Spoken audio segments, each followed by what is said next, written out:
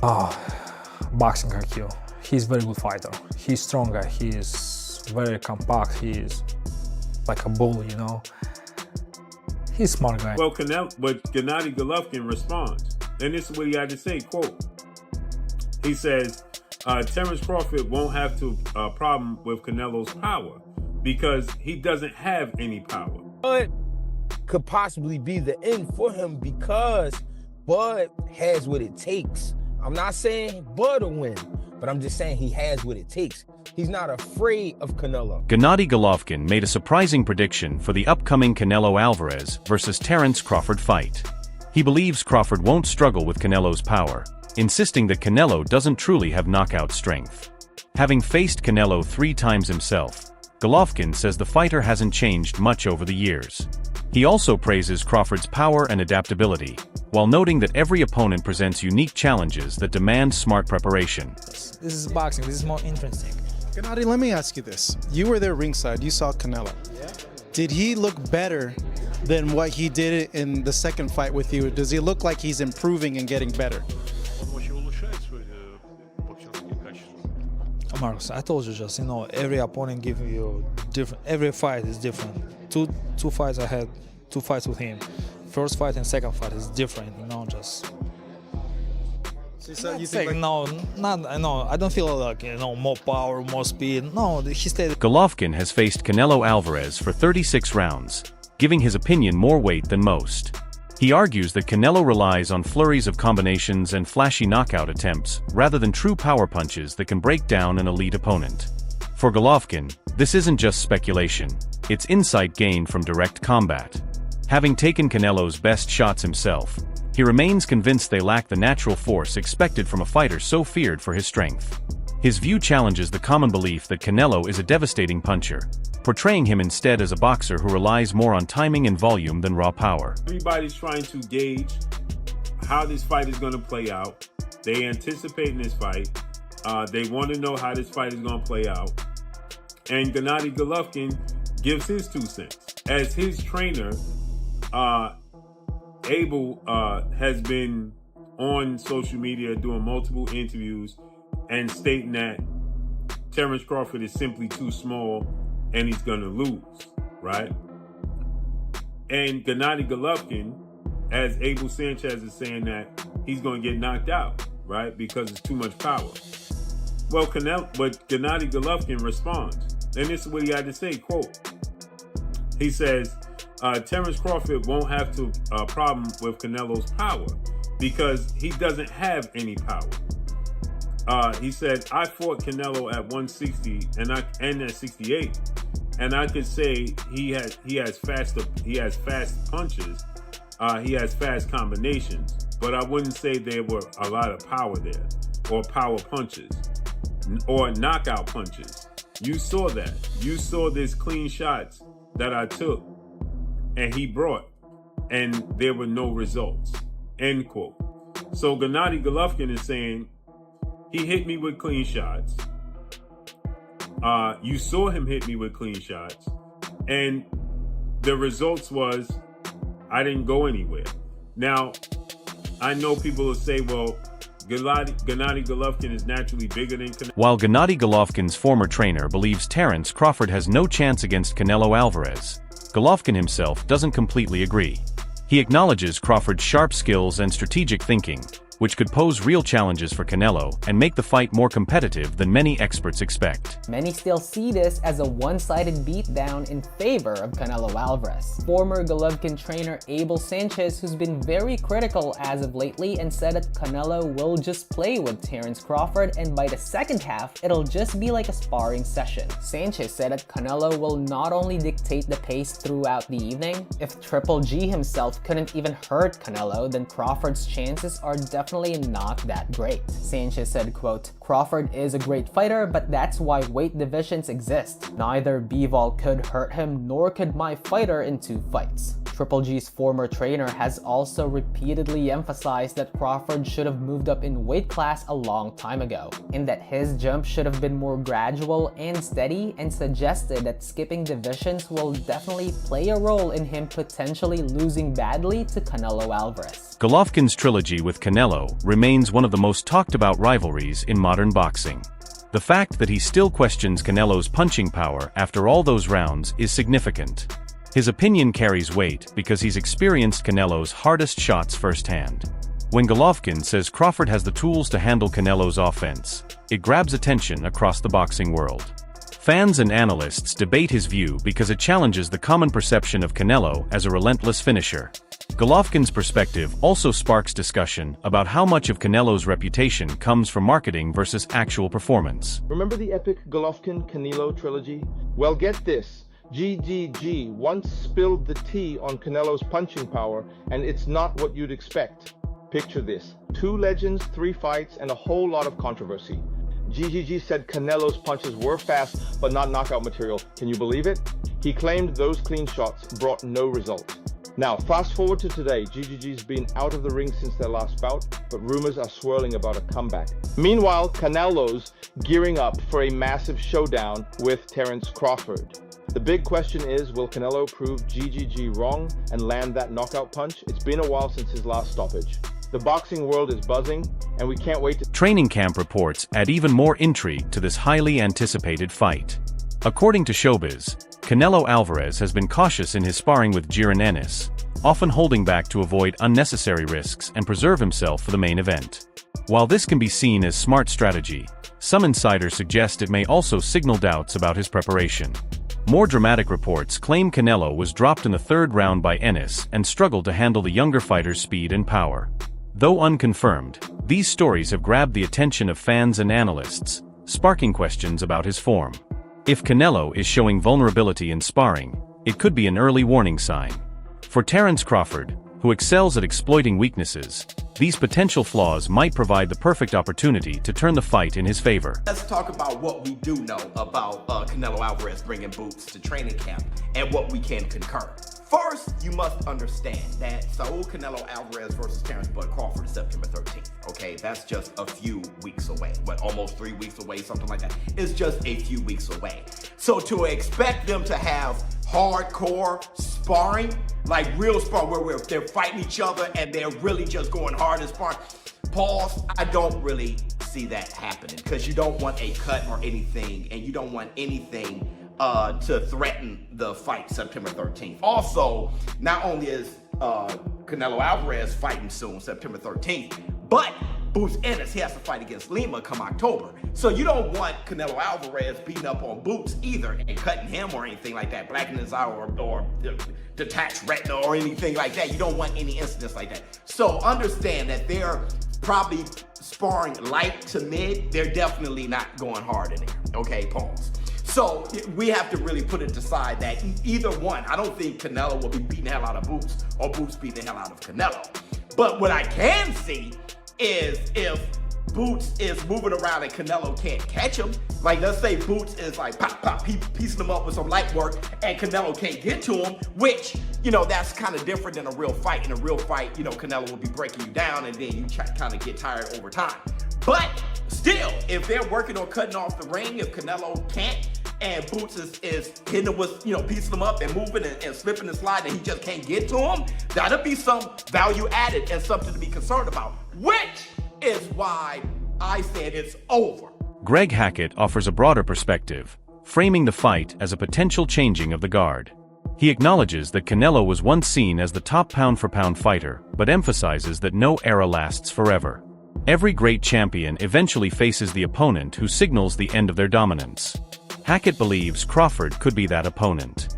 He highlights Crawford's technical skill, discipline, and hunger as reasons why he might usher in a new chapter in boxing history. For Hackett, this fight is about more than belts and rankings. It's about legacy and timing. Canelo is the guy, right? But everybody know that shit got to come to an end one day. Nothing is forever. And I'm not saying this is now. I'm not saying that.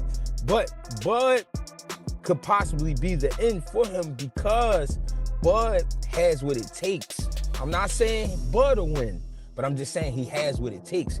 He's not afraid of Canelo. You know what I'm saying? 2, he has the skills to be able to deal with Canelo. Does he have the power? I don't know, but he is a puncher. He's a puncher because his record says so. You know what I'm saying? Canelo is a puncher as well. So what I see is a great respect for each other, but after 4 rounds, I see a war breaking out. And whoever can stand it, meaning whoever can take that shit that's coming their way, that's who wins the fight. You know Man, I don't know if Bud wants that. I don't know if Bud wants a war with that dude. Yeah, that I mean, but granted, he got a granite ass chin. But you saying he's a puncher because his record says so. So you gotta assume that you making the assumption that he can crack. Because Errol said he can crack. That's what Errol came out. Errol, I think, said he thought, it was getting Canelo. I don't know whether that's, him trying to pay him back for saying that, for what Terence said about him. This other fight, man, I got it in the title, man. And I appreciate you letting me pick your brain, man. Because I'm going to steal your predictions. And then I'm going to give you credit for it at the same time, dog. I ain't going to be like everybody else. I'm going to steal your shit and give you credit for it at the same time, dog. Devin, I'm starting to think, man, maybe Devin Haney's a little underrated, man. Going into this Brian Norman fight. Like, I've had my own personal issues with the dude and his pops, but that shit aside, the dude knows what he's doing in the boxing ring. He's been in there with a bunch of fights. He's a championship world-class level fighter. John Ryder offers a first-hand perspective from sparring with Canelo. He recalls going 12 tough rounds in training, highlighting the Mexican champion's work ethic and endurance. Ryder describes Canelo as consistent and hard to break down over long periods, showing why he has stayed at the top for so long.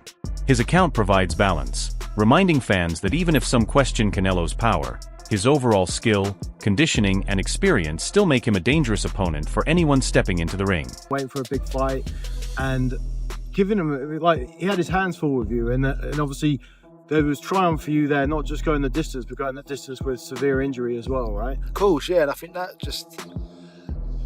I want to be a trainer where I can go to people, look, I don't want to tell them things and they go, right, well, listen to him because he's been there, he's done it himself. Do you know what I mean? I don't want to be telling them to run through walls and not having done it myself. Like, if you need to bite down and push through because you still got a shot in this game, then do it. And listen, I've stood there toe to toe with one of the greatest pound for pound fighters out there, nose broken in the second, and pushed him to the 12th final round. But I know now I can call on that in the future with fighters I train and just say, look, now you've got to dig deep, now you've got to pull through, and it's going to hurt today, but tomorrow's another day. While Jiren Ennis gained attention for sparring with Canelo, he has also faced criticism.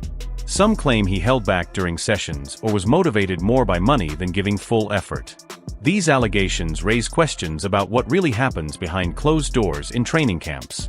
Such speculation matters because sparring reports often reach the public and shape perceptions of a fighter's readiness. If Ennis went easy on Canelo, it could give fans and analysts the wrong impression. But if he genuinely exposed weaknesses, Crawford's camp could gain valuable insights. Pathetic. Purely pathetic. Terence Crawford's team inflicting race in this situation in reference to Jerome Boots Ennis training and sparring with Canelo Alvarez, Mexican superstar, Latino superstar, the 4th division world champion, super middleweight undisputed, because Jerome Boots Ennis, a brother, is training with Canelo Alvarez, then he's a sellout to his people? Really? This what Terence Crawford's team had to say in reference to Jerome Boots Ennis, the former unified champion, the welterweight division, training and sparring with Canelo Alvarez. He sold out. That's all I can say. He sold out now. It's pathetic, man. Because he's a sellout because he's training with Canelo. Hey, yo, Bernie the Boxer and people that, and Terence Crawford's members that feel this way. Do y'all feel the same way about Isaú? Yeah, the Latino trainer, the Guatemalan trainer that been training Terence Crawford since 14 years old. That's how y'all look at him? Y'all look at him like he's a sellout? Is he a sellout to Latinos because he trains Terence Crawford? Yo, for real, I never heard that in the sport of boxing, where Latino trains with a black fighter and he's a sellout to Latinos. I never heard, I never seen it. Why is this self-victimhood, this ingrained hate that some blacks have for Latinos? Gareth A. Davies and Duke McKenzie emphasize the significance of this fight in today's boxing scene. Too often, top fighters avoid risky opponents, but Crawford versus Canelo is a welcome exception. The matchup brings together two of the sport's most skilled fighters in a bout fans have been eager to see. For Davies and McKenzie, this isn't just another event, it's a defining clash where greatness faces greatness. They stress that fights like this are rare opportunities to witness history and see legacies take shape in real time. Marvelous Marvin Hagler became a friend in life and was an amazing man. An amazing character. I've likened this fight to those two when they met, with one going up in weight, quite a big step. I mentioned it to the two guys when I saw them in Riyadh last week as well. First of all, I was backing Terence Crawford to win this on points, with his skills to pay the bills and his speed and his timing and his spitefulness and the fact that he's raising his game. When we see here as well, by the way, the pushing and shoving in New York in the earlier press conference, I think he's poked the bear a little bit. Yeah. And I think Canelo's very dangerous. And I think Canelo might win this. My money's on Crawford. My money's clearly on Crawford. I mean, there's so many different ways of looking at this fight, but I really believe. Do you like it? It's the best fight in world boxing, bar none, at any weight division. Because of the stylistic matchup, because of the raise in levels, and because of the weight differential. Yeah, and because we're looking at two of the best undisputed modern day boxers that have ever lived, in my opinion, modern day boxers that have lived. In this current generation that we're in now, you're not going to get two better fighters fighting at this time in their careers. Jiren Ennis has openly shared his thoughts on Crawford's decision. He warns that moving up to face a bigger opponent like Canelo without a tune-up fight could be risky. Ennis emphasizes that size and strength differences are real, and easing into a new weight class is usually the safer approach. His remarks add a note of caution to the build-up, reminding fans that while Crawford's skills are elite, he's stepping into unfamiliar territory against a naturally larger fighter. I think you gotta lean more towards Canelo, because like I said before, he been pitting big guys out and down, and Canelo not even really a 68 pounder. He probably really should be at 60 maybe, and he been hurting these guys. I think he be dropping these guys and things like that. So, and them guys be way bigger than him come fight night. I know that for sure. They be probably close to 200 pounds, and he dropping those guys like that. So I don't know, it's gonna be a great fight. The fans want to see it, so so be it. I think Crawford should take a warm-up fight, at like 60, or like at least at 60, just to get his body, to fill up somebody a little bit bigger, and things like that. I know when you go up a weight, you gotta, develop that power and not develop the power, but like put that muscle on and be heavy and things like that. So he might not want to take a fight because he's trying to build up right now, but I think he should, just to stay sharp and that way he don't have like a long layoff or anything like that. Gerald Miller provides encouragement from a fighter's perspective. He admires Crawford's hunger and determination, believing these traits can make a difference even against a larger opponent. Miller downplays worries about the size gap, emphasizing that mental strength and willpower often decide big fights. He points out that Crawford's drive to succeed could outweigh any physical disadvantage. His perspective adds optimism, showing that many in the boxing community still see Crawford as capable of achieving a career-defining win. Huge fight September 13th. Who do you think's going to win that? I'm pulling for Crawford in this one. I think people are underestimating his strength right now and his size. And I think he's a little more hungry than Canelo. So let's see though. But I like both guys, but I'm a little closer to Crawford, so I want to see Crawford can take it. And lastly, quick mention on IBA Pro. Interesting concept that people records on the line.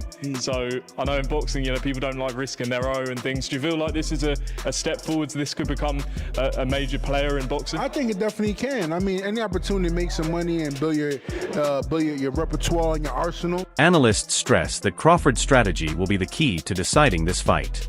It's not just about landing punches, but executing a disciplined plan that can counter Canelo's strengths. Defeating a champion of Canelo's caliber would place Crawford among boxing's elite and remove any doubts about his greatness.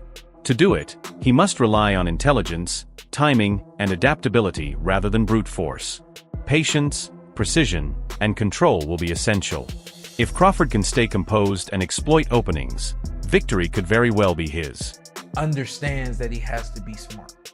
And I think with this one specifically, it ain't just about being smart. He knows he has to look like he's never looked before, because again, if he doesn't and he beats Canelo, everybody's just gonna say, well, that's Crawford. You know, so I think he knows that this is the performance of a lifetime and everything has to look right. He knows in order for it to look right, he can't just go out there and let the dog go. The dog is, you know, he got to work his way up to the dog. Hey, show the clip real quick. I don't know if you showed it already, but this is the dog you're talking about right here, right? And so this is, I pulled this clip right here. I seen it on social media this morning. Don't do that. That's what I'm saying. And I pulled this clip, right? But this is Terence. That's who he is. He's not gonna swing on Canelo. He already know that part of the game. That wraps up today's video.